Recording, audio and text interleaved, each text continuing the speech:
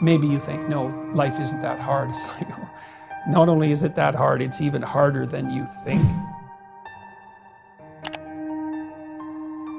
So you're going to be tested, that's for sure. And if you have a sustaining meaning, then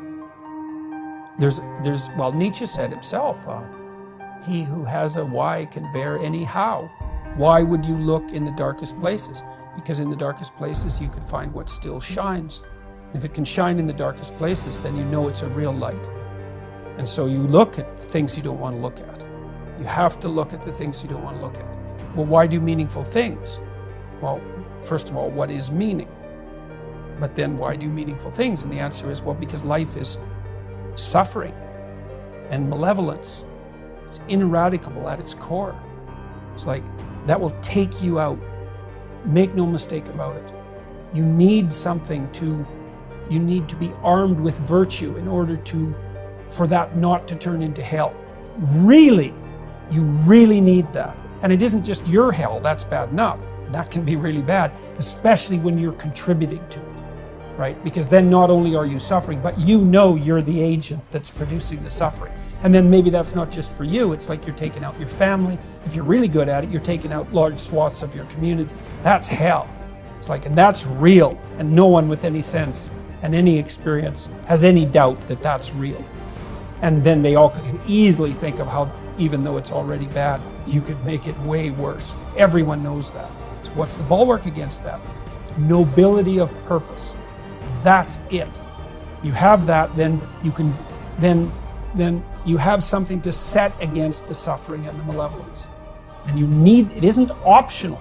That's not optional. You cannot live without it, not without degenerating. Meaning is not optional, right? Well, that's why it's such a deep instinct. It's an instinct, meaning. It's the instinct of life. My life is meaningless. It's the spirit has gone out of you.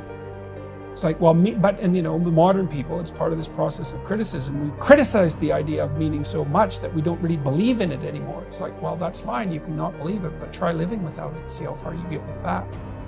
You need a reason to get out of bed on a terrible day. Okay, what's that reason going to be? Well, let's think it through. You know people who can get out of bed on a terrible day. Do you admire them? Yes. What are those people like? Are they taking responsibility for themselves? Definitely.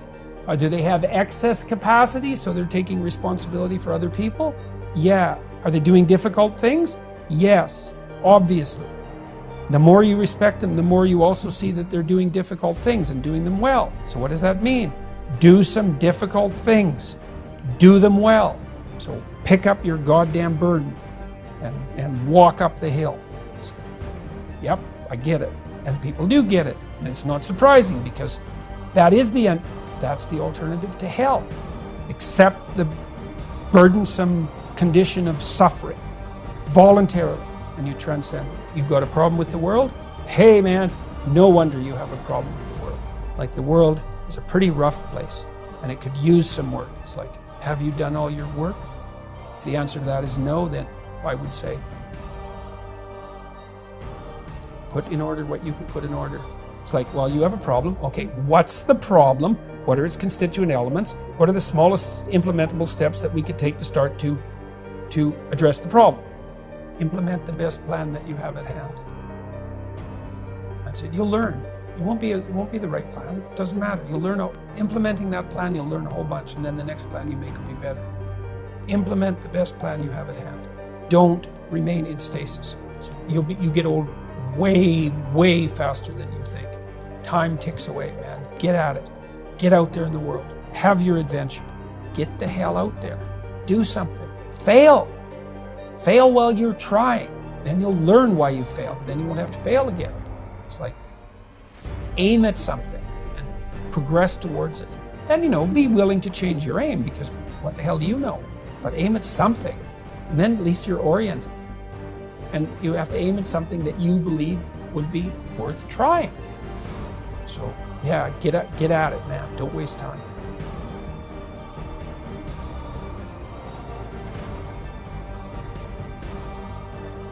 But what people really seem to enjoy is people who don't do that. People seem to really enjoy people who just work at being a better person, being better at life. You can learn a lot from someone about how much attention they spend on other people's failures, Right. how much time they spend pointing out other people's failures, and how little time they spend reflecting on their own.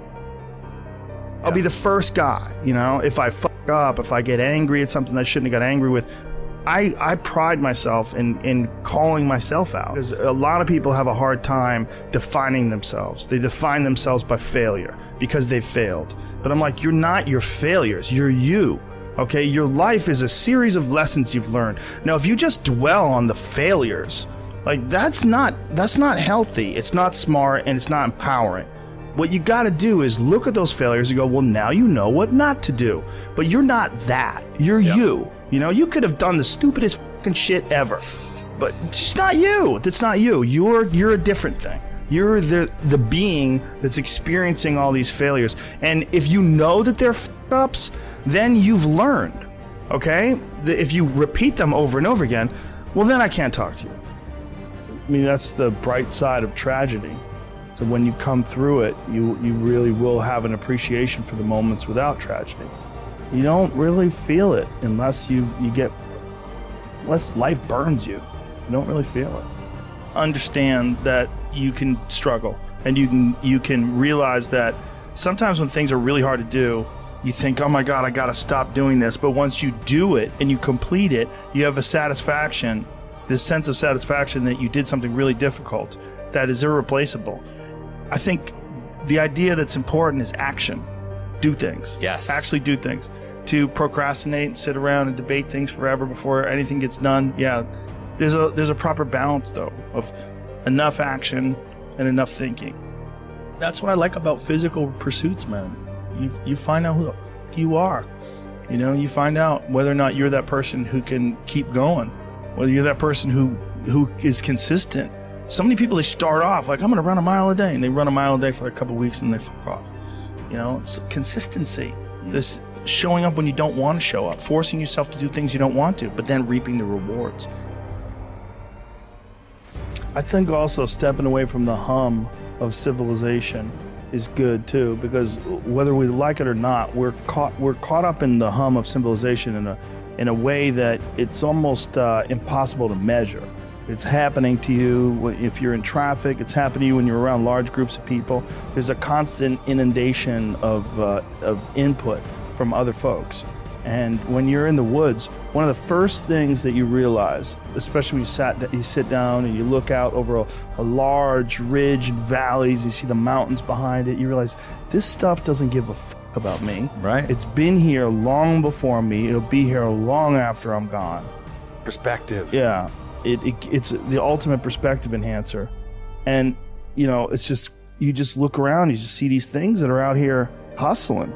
Just birds looking for shit to eat, and animals looking to eat a bird, and, and then other birds flying around looking for animals that are, eating on the ground. It's crazy. It's something that if you're not accustomed to it, it's not a normal experience for you. When you get out there and you soak it all in, and you are in the forest and you are in nature, it's very humbling, very humbling.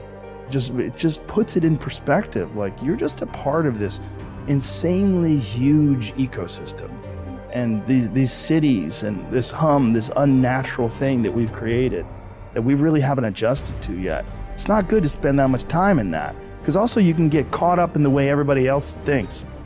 And they're not always necessarily thinking a way that's beneficial for you or for them. I don't think we're programmed to be steady and stable, because I don't think there's never a time in human history where life has been like super peaceful and easygoing. Like, you have these little kind of breaks where no one's coming over the hill with a sword and a fucking gang of barbarians. The orcs they're not reading they're for not, a little while. So you get a little break, and that's part of what people appreciate about life, is those breaks.